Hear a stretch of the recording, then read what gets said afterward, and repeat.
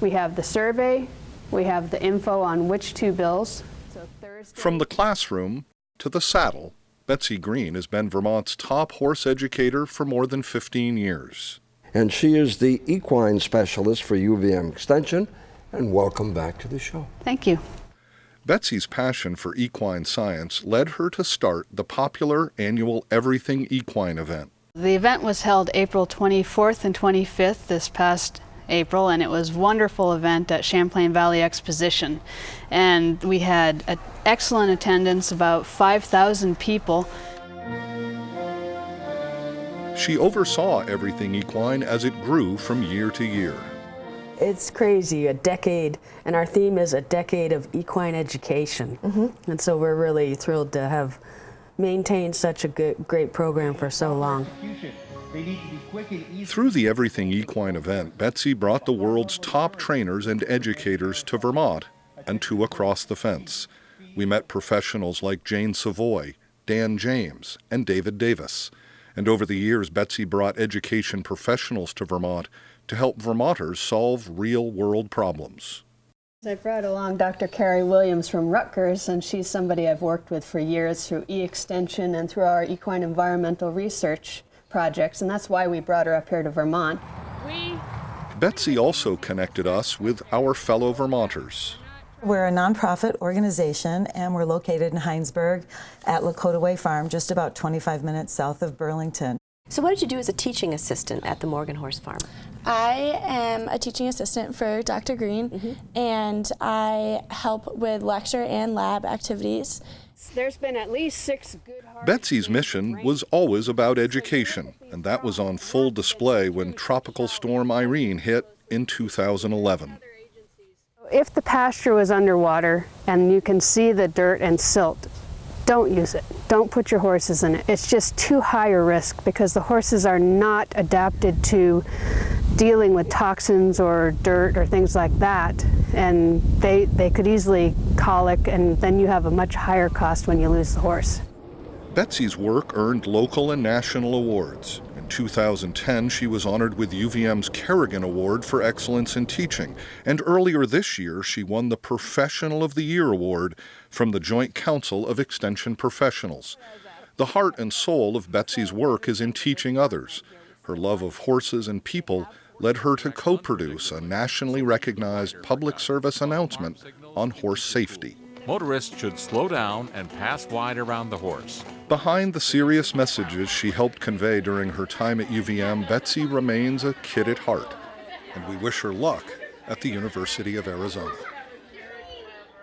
Well, Betsy joins me now in the studio. First of all, congratulations on your new position at the University of Arizona. It's going to be a bit of a homecoming for you. Yes, I did my master's there in 1989, so if you do the math, that's over a quarter of a century since I lived there. But I have maintained great relationships and friendships with folks there, and also through the Ag Agents work, national leadership. I have a lot of extension colleagues that I already go in knowing, and I'm looking forward to building relationships with others too. So you're going to be teaching and doing educational outreach? Yeah, it's a fairly parallel position. I'll go in as a full professor and the horse extension specialist. And so, about 30% of my time will be teaching and equine program coordinator, and then the other 70% is extension. And I'll have quite a bit of work with the 4-H folks there, and so helping with the programs that are existing as well as creating new educational opportunities. So as we saw in the videos, you forged a lot of relationships here in Vermont, and as you reflect on your work, what's been the most meaningful to you? And so how long do we have for that? I guess as I think about it, the one thing that comes up is that everything that I talk about is intertwined and interwoven. And that's not been by chance, because if you look at the people that I've worked with through the state, high caliber and quality of folks, both at the university, from my colleagues and peers and the staff in the department, all the way up through the Faculty Senate Executive Committee, and just folks working to make a difference, to make the best opportunity for the students, and also research, teaching, extension as well. And then you look at colleagues and friends and working relationships outside. well, my extension colleagues in the field, I've worked so closely with them on so many different things. Right. And then even the industry members. So if you, I mean, think back to some of the things we've talked about on this show. Right. Everything equine. I couldn't have done it without, you know, support from Jane O'Neill, Fran Kinghorn, and Marcia Purvis, our staff in the department, as well as industry members, Guys Farm and Yard, Champlain Valley Expo, Right. all of those people. And then all the professionals, both nationally and internationally, to provide opportunities and partnerships. It was win-win is my best option, to, you know, when I'm looking at stuff like Yeah, that. tremendously successful. Is there a message that you want to share with the Vermont horse industry? Well, I think that the industry is vibrant and strong. And that's one thing that folks, I think perhaps it was under-recognized and perhaps a little underserved, and I am concerned about that as I go to my new adventures.